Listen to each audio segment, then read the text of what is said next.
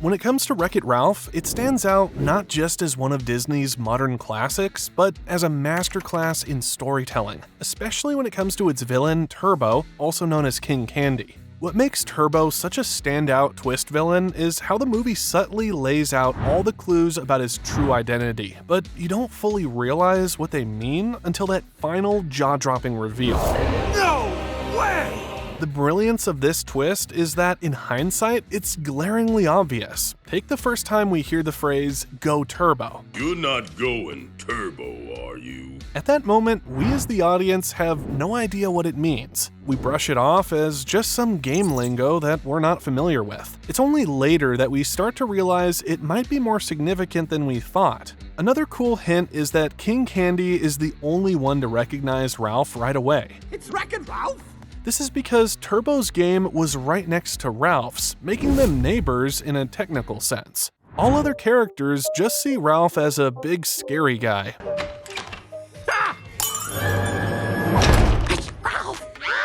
Because in his game, he's a villain. Speaking on that, the film does something brilliant with its characters. Like mentioned, in Ralph's world, he's the villain of his video game, while Turbo was once a beloved hero in his. But as the movie unfolds, these characters reveal themselves to be the polar opposite of what they were programmed to be.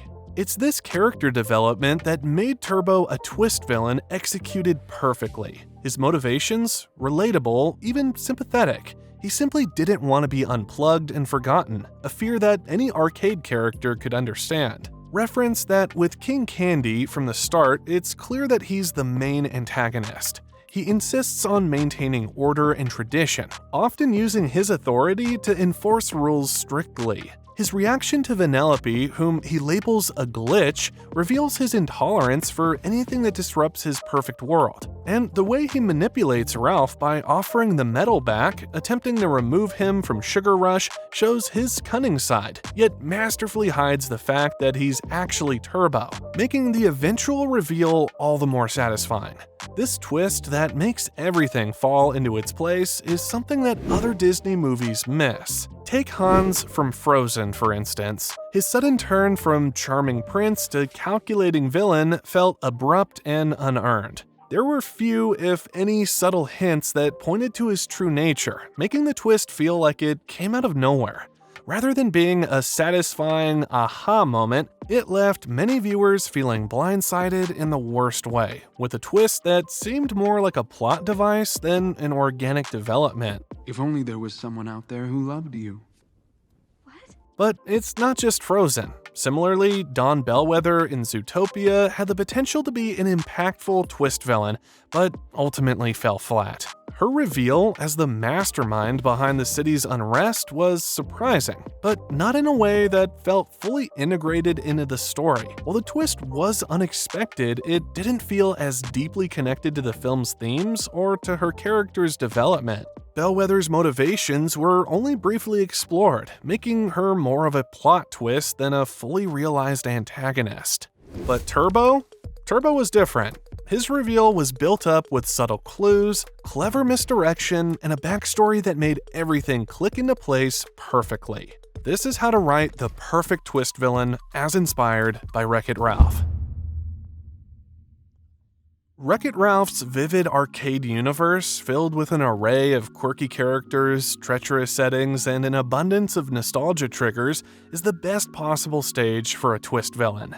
Early on, we're introduced to Turbo, who would become that villain when Sergeant Calhoun tells the story of how Turbo, once the star of a popular racing game called Turbo Time, grew envious of newer, more advanced games. Turbo abandoned his own game and tried to take over the newer racing game Road Blasters. This reckless action caused a catastrophic glitch, and both games were unplugged, leading to Turbo's disappearance and assumed death, which we should make a note of because it's very important for later on. This didn't stop him though. His lust for power and recognition never waned, setting the stage for his eventual return as the cunning and deceptive King Candy in the game Sugar Rush. Not only is there so much spectacle per second type stuff going on to keep your mind entranced, but the story is also filled to the brim with real villains. from Bowser to Zangief and all the other poor sods at the Bad Anon group. With real villains, I of course mean those that everyone already knows are bad guys, even if not all of them want to be the way they were programmed to be. Because not all villains in this universe are as they seem. Although King Candy is only revealed to be Turbo late in the movie, I'm Turbo, the greatest racer ever! clues to his real identity are scattered all over the place, like Easter eggs you can only find once the story has come to its well-earned conclusion. And the first clue is right at the beginning of the film, where instead of a good guy who is actually a villain, we're introduced to a villain who wants to be a good guy. I'm gonna wreck it! Ralph is tired of being the bad guy in his game Fix-It Felix Jr., and dreams of being a hero, longing for recognition and acceptance. His motivations stem from the years of being shunned and excluded by his fellow game characters, driving him to prove that he can be more than just a wrecker. This theme of identity and the struggle for self-acceptance is a perfect polar opposite of King Candy's psyche. King Candy is initially presented as a jovial and seemingly benevolent ruler of Sugar Rush. With his flamboyant personality and quirks, he quickly becomes a memorable character, and more importantly, burrows his way into your heart. However, his good guy demeanor and seemingly benevolent rule over the candy-coated kingdom mask his true intentions, setting us up for this satisfying twist. As the viewer, we are able to see subtle clues that King Candy is not as benevolent as he seems, even though Ralph and Vanellope remain oblivious to his true nature. For instance, King Candy's aggressive reaction to Vanellope's attempts to race, going so far as to delete her code, raises suspicion. Additionally, his secretive conversations with his henchmen and his manipulative tactics to undermine Ralph and Vanellope hint at his malevolent agenda. The contrast between his outwardly cheerful demeanor and these sinister actions builds tension and suspicion, making the revelation of his true identity as Turbo all the more satisfying. I think it was mainly because we already knew that King Candy is the main antagonist, we just don't know he's actually Turbo, which made the twist perfectly executed. Unfortunately, not all twist villains are created equal, and in some cases, they are actually quite terrible, like Hans from Frozen, Bellwether from Zootopia, and Callahan from Big Hero 6, whose flaws we'll discuss later. But I don't blame them, I blame the writers. There are 3 brilliantly sneaky ways the writers of Wreck-It Ralph kept us disillusioned. A friendly facade, subtle hints of King Candy's true nature, and how he interacts with the other characters. The way King Candy is portrayed in the beginning of the film is warm and charismatic, winning over the citizens of Sugar Rush with his exaggerated cheerfulness and generosity. He often throws candy to the crowd and uses playful language, which reinforces his image as a benevolent ruler. His name, King Candy, matches Sugar Rush perfectly, and his over-the-top kindness and constant smiling make him appear harmless and well-meaning, making the audience believe without question that this is one of the good guys. One would think that the over-the-topness would be a clue to his real nature, but you gotta remember, everything and everyone in this arcade universe is over the top, so he blends right in. Every well-developed character should have both good and bad traits. This makes characters more human and relatable, but also creates the unique opportunity to inject subtle clues into the story. For example, as mentioned before, King Candy insists on maintaining order and tradition, often using his authority to enforce rules strictly.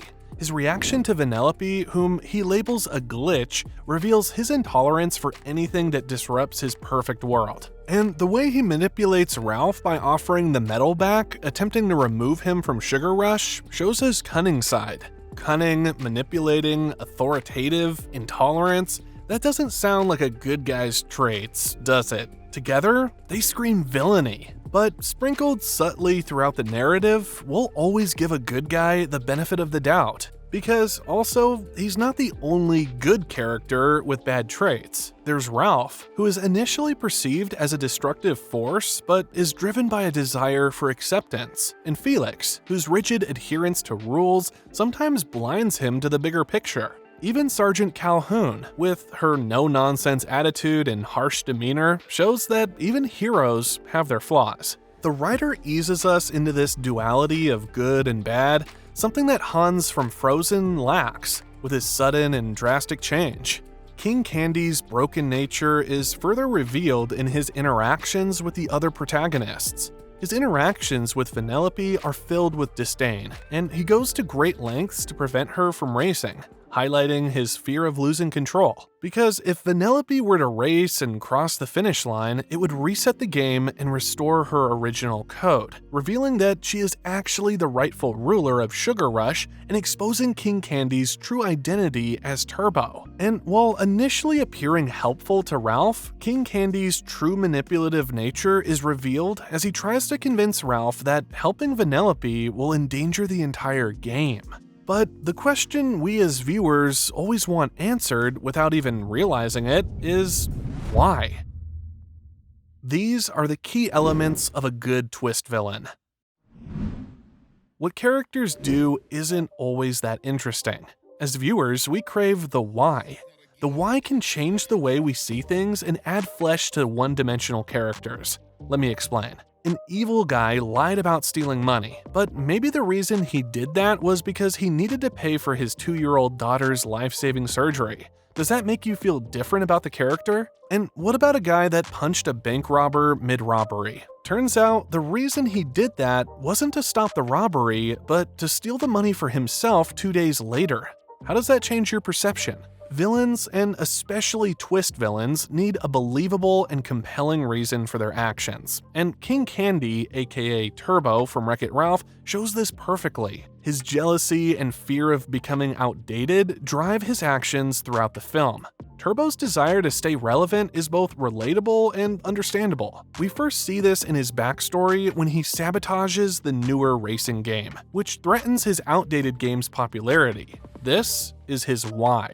There is nothing more boring than a villain that's just evil for the sake of evil, like Governor Ratcliffe from Pocahontas, for instance. Governor Ratcliffe's motivations are shallow and purely greedy, making him feel flat and one-dimensional. No backstory, no why, no thanks. It's a universal truth that no one wants to be forgotten or left behind. While humans know that losing relevance is a part of life, video game characters programmed to play their roles forever likely do not. This makes Turbo's desperation to avoid being outdated even more moving, as he clings to his status and tries to keep his place in the spotlight at any cost.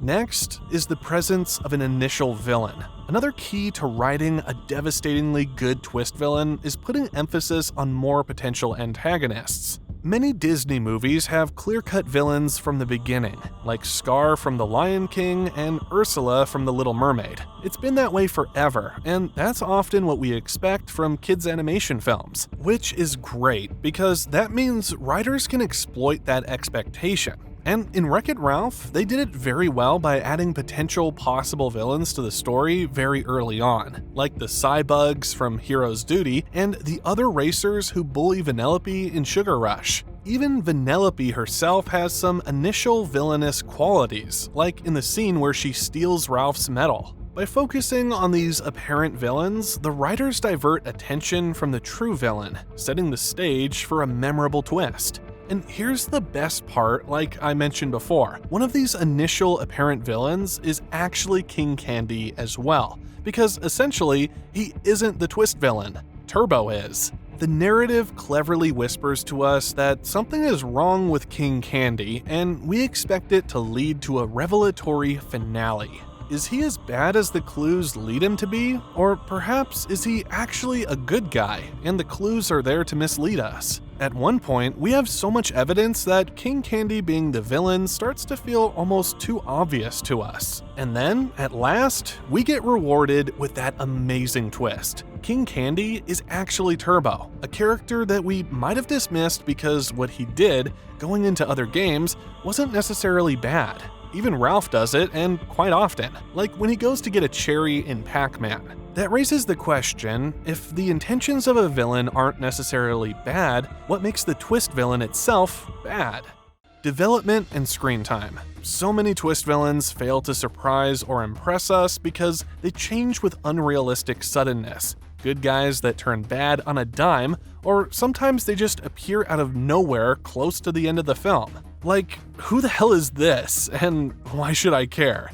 Hans from Frozen and Bellwether from Zootopia are two such examples, which we'll discuss in a moment. To properly set up a character to become a villain, they need ample screen time. This cannot be done with 2 or 3 scattered scenes.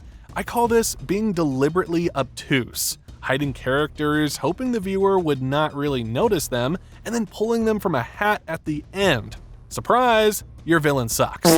I cannot stress this enough, the twist needs to be earned. Just look at Bellwether's appearance in Zootopia versus King Candy's appearance in Wreck-It Ralph. In Zootopia, there are approximately 52 scenes, and Dawn Bellwether appears in about 5 scenes before she's revealed as the villain. These scenes include her interactions with Judy Hopps and her support in Judy's investigation, which helps establish her character as a harmless assistant mayor before the twist in the plot. Whereas Wreck-It Ralph has around 40 scenes, and King Candy appears in at least 10 key scenes, which are integral to the development of the film's narrative and his character's ultimate revelation as Turbo. So, to sum that up, Bellwether's in less than 10% of Zootopia, where she's made out as a goody two-shoes with no flaws. A perfect, irking example of a story where the character's real intentions are purposefully and completely hidden from not only the main characters, but also to us, the viewers. Whereas King Candy, on the other hand, is in 25% of Wreck-It Ralph, each appearance providing valuable clues for what's to come, including appearances which features King Candy but not any of the main characters, giving clues that only we now know. And this all happens before their big and twisty revelations, the reveal. Up to this moment, the writers dropped subtle hints about King Candy's true nature. Yes, an air of mystery and suspicion surrounds him, but we're not yet sure why we feel that way, because we have no clue what the King's sinister motivations might be. And at this stage, Turbo and his legend are the furthest things from our minds. As far as we know, that was just in the movie to add some backstory. I mean, it's perfect. We assume the dude's dead. And I know what you're thinking. How is Turbo different from Bellwether in Zootopia? I mean, he's only in one scene before the final reveal. Well, there's a loophole there that I'm not even mad at. King Candy is essentially in disguise throughout the movie, giving the audience a false sense of security and misdirection. His presence is felt throughout the film, even if Turbo himself isn't explicitly revealed until the end. The turning point occurs when Ralph, after a series of manipulations by King Candy, discovers a hidden piece of evidence that links King Candy to Turbo. This evidence comes to light when Ralph confronts Sour Bill, King Candy's reluctant assistant, who reveals the truth about King Candy's manipulation of the game's code.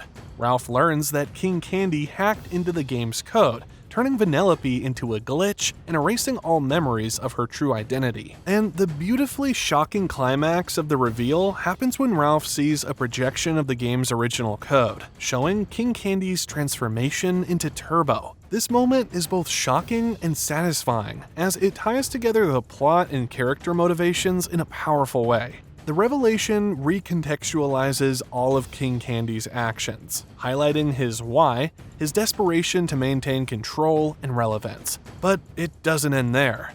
Post-reveal.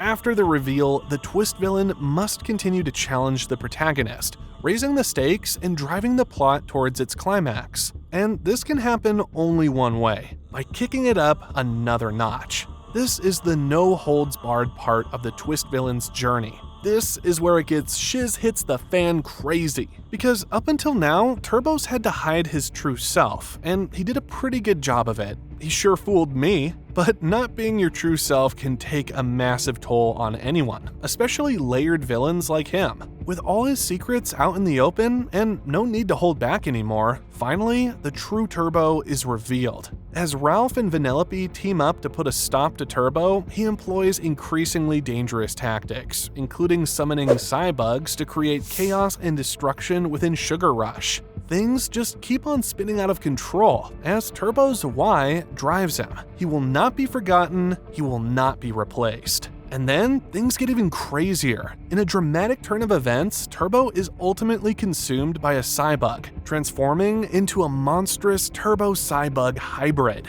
Ralph's bravery and self-sacrifice lead to the destruction of the beacon, attracting and eliminating all cybugs, including Turbo. This heroic act allows Vanellope to cross the finish line, resetting the game and restoring her as the true ruler of Sugar Rush. King Candy / Turbo works wonderfully as a twist villain due to the effective build-up and subtle clues, strong motivation and relatable fears, and a memorable reveal that significantly impacts the narrative in the Wreck-It Ralph universe. What a story! But now comes the most valuable information yet. Get a pen and paper or something. You're gonna want to make a note of this. Before I get to one extremely nifty bonus tip for how to write a killer twist villain, first I need to reveal to you how not to write a twist villain. King Candy, aka Turbo, is probably the best twist villain out there. Disney did good. Up until that point, what followed was utterly atrocious.